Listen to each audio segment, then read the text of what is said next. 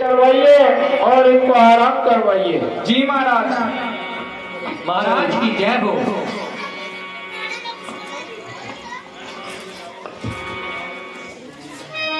हाँ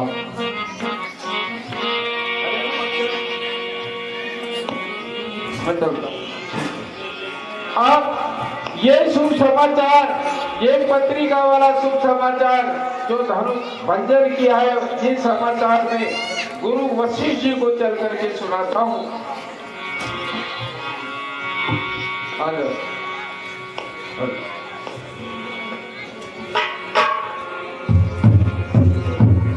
संत मिलन को चाहिए तन माया अभिमान, जो जो पगावे धनुष को यज्ञ समान।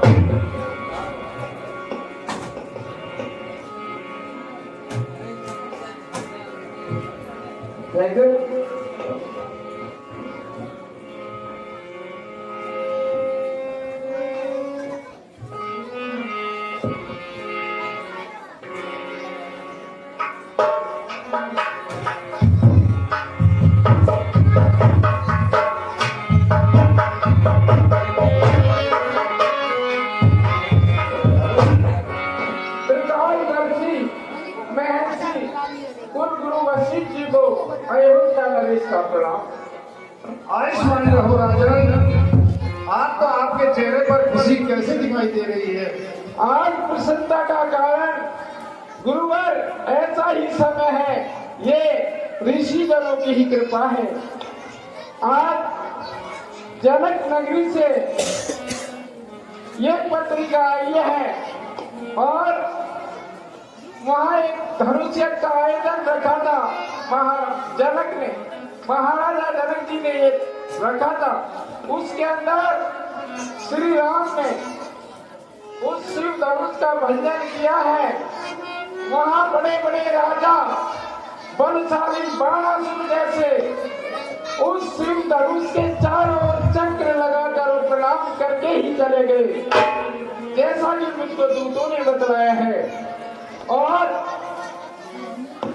वो सुमेर पर्वत उठाने वाला उस धनुष को प्रणाम करके बाणासुर चले गया। उसके उपरांत बलशाली रावण उस शिव धनुष को तोड़ने आया था, जिसने कैलाश पर्वत को उठाया था। वो कैलाश पर्वत उठाने वाला उस शिव धनुष को नहीं उठा सका। वो अपने सुंदर राजकुमारों ने उस धनुष को उठाया, उसका भंजन किया। और वहां पर परशुराम जी गुस्से में आए, लाल लाल आंखें करके उन बच्चों को डराया धमकाया, लेकिन वो सूर्यवंशी थे, वे किससे डरने वाले थे। आखिर पुत्र राम ने उस शिव धनुष का भंजन किया।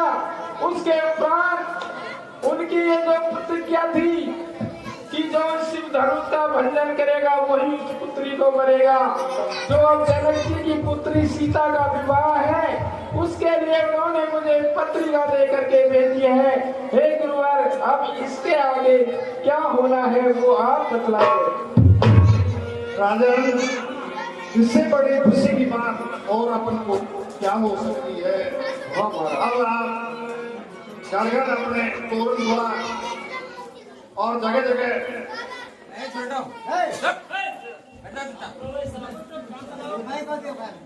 तंबू लगाइए और जगह जगह बांधवा आदि चीजें लगाइए और अयोध्या को सजाइए और बारात की चलने की तैयारी करिए।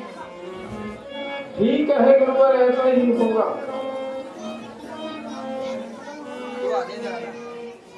पुत्र लक्ष्मण भरत को बुलवाओ। जात के लिए हजार दीन निछावर को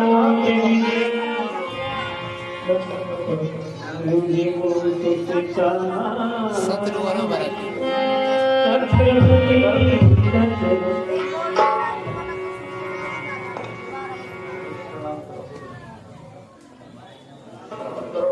प्रणाम गुरुदेव, प्रणाम।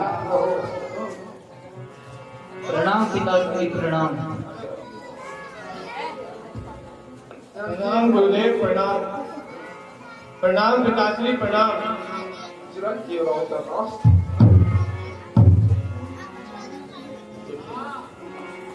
पिताश्री ये पत्रिका कहाँ से आई है? देखो बेटे भरत, ये पत्रिका जनक नगरी से आई है और तुम्हारे भैया राम ने वहां पर धनुष का बंधन किया है और अब उनकी शादी है तो बारात की तैयारी करनी है। इसलिए भरत जी आप एक काम करिए, रथ घोड़ों को सजाइए और बारात की तैयारी करिए। जाओ जाकर के महलों में हाथी घोड़े रथ सब सजाओ। कितना शुभ समाचार है पिताश्री, कितना शुभ समाचार है। जाओ बारात की तैयारियां करो। मंत्रीवार जी महाराज। सबको बतला दो कि श्री राम की बारात जाएगी, इसके लिए ग्रामवासी तैयार हो जाए। इतने में महलों में जाकर महारानी तीनों रानियों को बतला देता हूँ। जी महाराज। मैं रणोत्सव में जाता हूँ, तीनों रानियों को ये सूचना बतलाता हूँ, ये शुभ समाचार बतलाऊंगा। जी महाराज, जैसा आपने कहा जैसा ही होगा।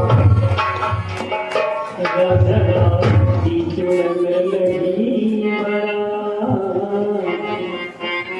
चलो वही बारात लेके।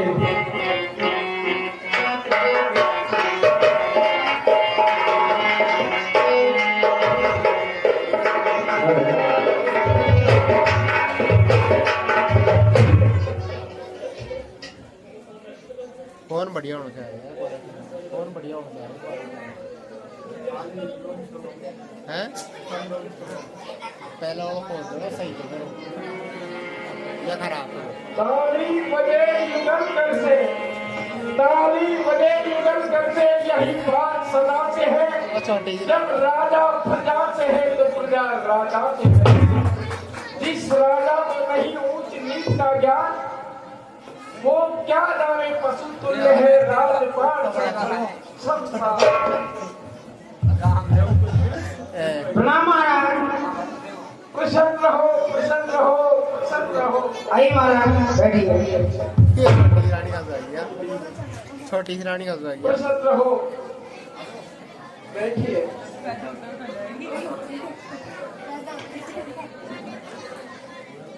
बिलावली को डट रहे बता।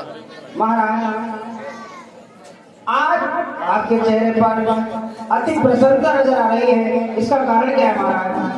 प्रसन्नता ही प्रसन्नता है। बतलाइए महाराज। देखिए, जो आपके पुत्र हैं और गुरु विश्वामित्र जी के साथ गए थे और जनक नगरी के अंदर महाराजा जनक जो थे, उन्होंने एक घोषणा की थी, एक प्रतिज्ञा की थी कि जो शिव धनुष को तोड़ेगा वही उनकी पुत्री सीता को मरेगा। तो गुरु जी के साथ आपके दोनों बच्चे राम और लक्ष्मण वहां पहुंच गए।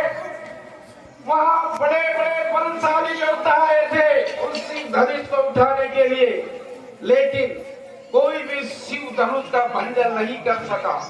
और आपके जो राजकुमार हैं राम और लक्ष्मण, जिन्होंने शिव धनुष का भंजन कर दिया। बड़े बड़े योद्धा रावण और बाणासुर जैसे योद्धा आए थे। प्रिय रानी उनसे भी नहीं टूट